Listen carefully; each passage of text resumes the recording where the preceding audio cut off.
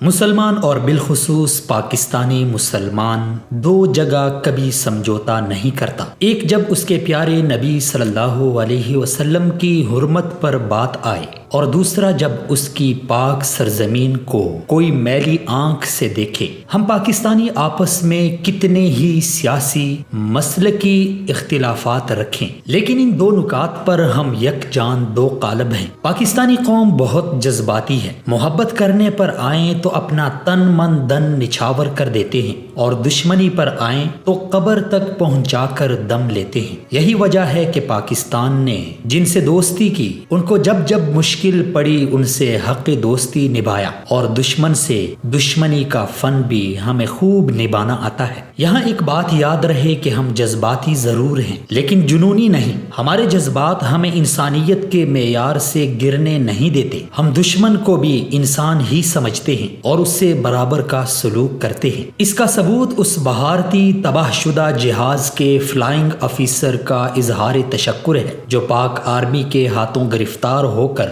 ہم سے کسی انسانیت سوز سلوک کی توقع رکھ رہا تھا۔ ہمارے تمام ریاستی ادارے، فوج، حکومت یا صحافت اپنے جذبات پر عقل کی گرفت رکھتے ہیں، مگر یہ عقل ہمیں بزدلی نہیں، وہ بہادری سکھاتی ہے جو عیار اور جھوٹے دشمن کو اس ہی کے آئینے میں ننگا کر دیتی ہے۔ پلوامہ حملے کے بعد بھارتی سرکار اور بھارتی میڈیا نے اپنے ملک میں جو آگ لگائی، اب اس کا ایک تماشا تو پاک بھارت سرحدوں پر لڑائی کی صورت میں دیکھا، اور دوسرا تماشا انہیں اپنے ہی طیاروں کی راکھ کی صورت میں نظر آیا۔ مودی سرکار نے اپنی عوام کو جس جنگی جنون میں مبتلا کیا ہے، اب اس جنون کو ٹھنڈا کرنا ان کے بس سے باہر ہو رہا ہے۔ ان کی عوام دو حصوں میں بٹی نظر آتی ہے۔ ایک تو وہ جو چاہتی ہے کہ بھارت پاکستان سے جنگ کر کے اسے مزہ چکھا دے، اور دوسری وہ جو چاہتی ہے کہ جنگ نہ ہو، مگر وہ طنز کے نشتر سے مودی سرکار کا سینہ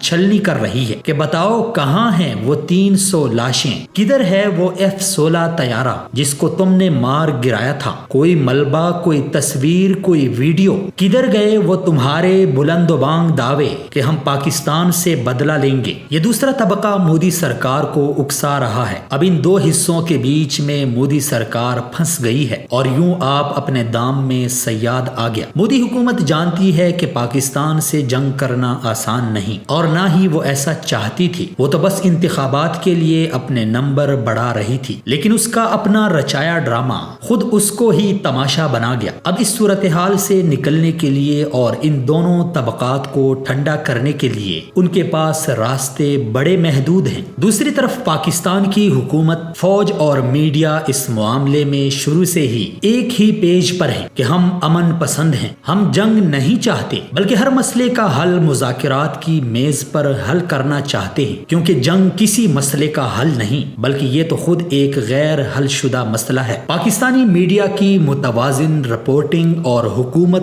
خصوصاً وزیر اعظم پاکستان کے مناسب، معتدل مگر دو ٹوک بیانات نے ہماری عوام کو اس جنگی جنون میں مبتلا نہیں کیا جس میں بھارتی عوام مبتلا ہے۔ اس لیے ہماری حکومت اور فوج کے لیے سارے راستے کھلے ہیں، کیونکہ پاکستانی عوام ہر صورت اور ہر فیصلے میں اپنی حکومت اور فوج کے ساتھ کھڑی ہے۔ یہاں بھارت ایک بات یاد رکھے کہ مسلمان کا عقیدہ ہی اس کی اساس ہے۔ ہم میں سے ہر شخص شہادت کے لیے تیار ہے، کیونکہ شہادت جنت کی بشارت ہے، اور ہماری تو اصل اور دائمی زندگی ہی مرنے کے بعد شروع ہوتی ہے۔ مت بھولنا کہ ہم وہ قوم ہیں جو جنگ میں اترتی ہی شہادت کے لیے ہے۔ سو بھارت سوچ کر بتائیے تو نے کس قوم کو للکارا ہے؟